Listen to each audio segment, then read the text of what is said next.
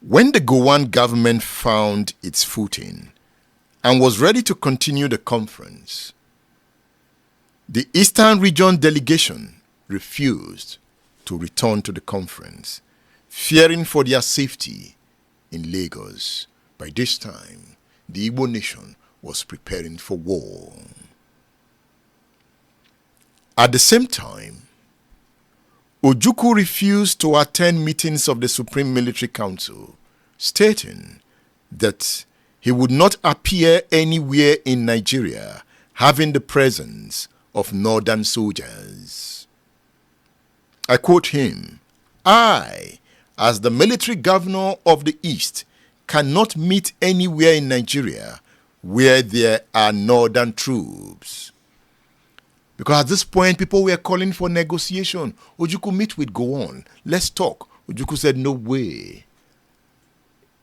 I am not going to Lagos to meet Gowon. I'm not going anywhere in Nigeria after seeing what they have done to my people in the north. Ojukwu also turned down the ideas of a meeting in a British naval ship or in Benin. Going outside the country for a meeting became an acceptable option by both sides. Aburi in Ghana would do, and General Joseph Ankara dispatched a Ghanaian Air Force plane to fly the Eastern Region delegation from Enugu to Ghana. In Ghana, the discussion started. But before going to Ghana,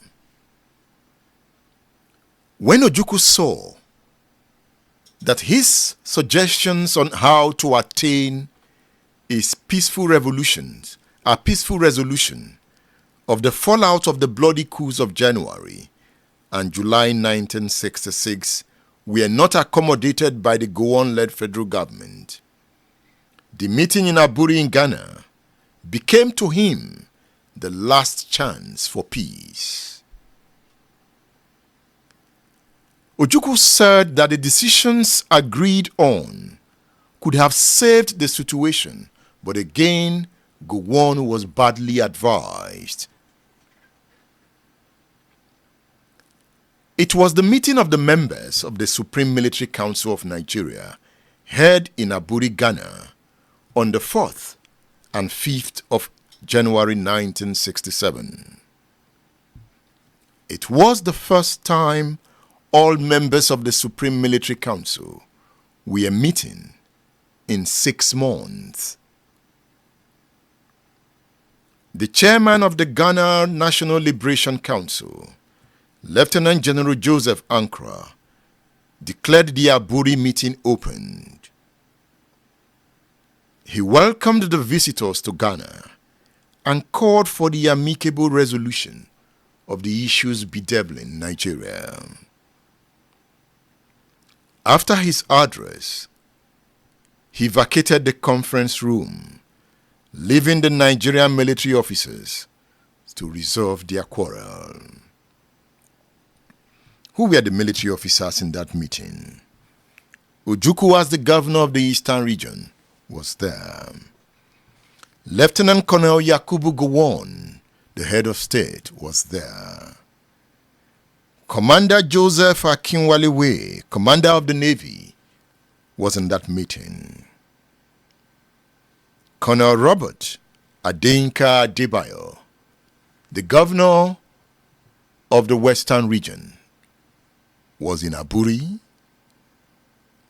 Lieutenant Colonel Usman Hassan Katsina, the governor of the Northern Region, was in Aburi. Also in Aburi was the governor of the Midwest Region, Lieutenant Colonel David Ejo. Major Mobolaji Johnson, governor of Lagos, was in the Aburi meeting.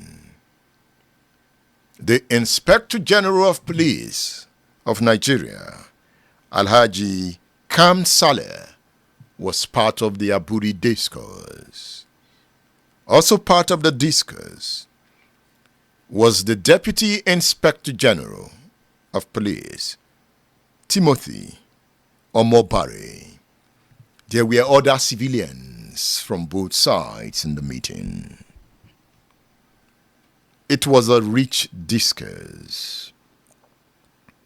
At the meeting, Ojukwu condemned arms buildup by Nigeria in preparation for war. He accused the federal military government of paying $1 million for some arms bought from Italy and stored in Kaduna. Ojukwu called for the renunciation of the use of force in the settlement of the dispute. Ojukwu and the Eastern region were also alleged by the federal military government of stockpiling arms. Gowon and company suspected that the plane carrying arms that crashed on the Cameroons border was destined for Enugu. But Ojukwu denied the allegation. Having set the right tone for the debate, the combatants reaffirmed their faith in discussions and negotiation as the only peaceful way of resolving the Nigerian crisis. And they agreed on the following points. 1.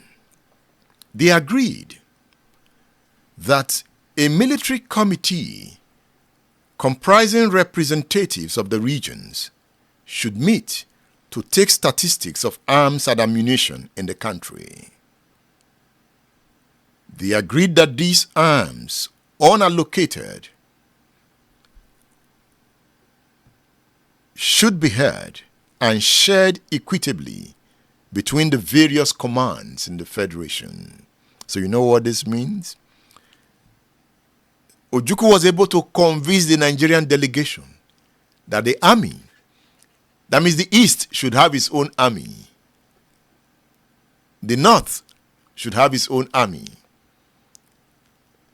The Midwest should have its own army, and the Western region should have its own army. You know, when you have your own army like that, what remains? That means the country is gone. Gowon agreed. Did Ojukwu sweet talk them? Number 2, they agreed that the army should be reorganized in order to restore discipline and confidence specifically.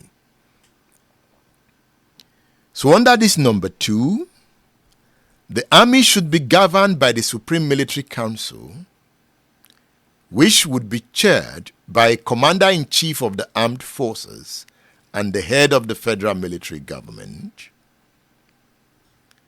So subsection 2, they agreed that area commands under area commanders and corresponding to existing regions should be created.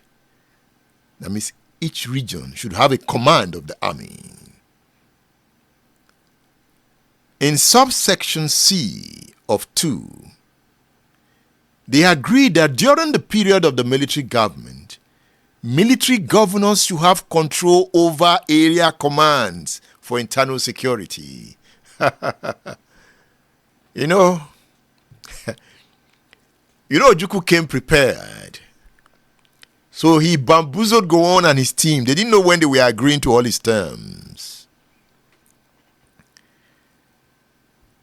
Under subsection 2, they agreed in Aburi that a military headquarters comprising equal representation from the regions and headed by a chief of staff should be established.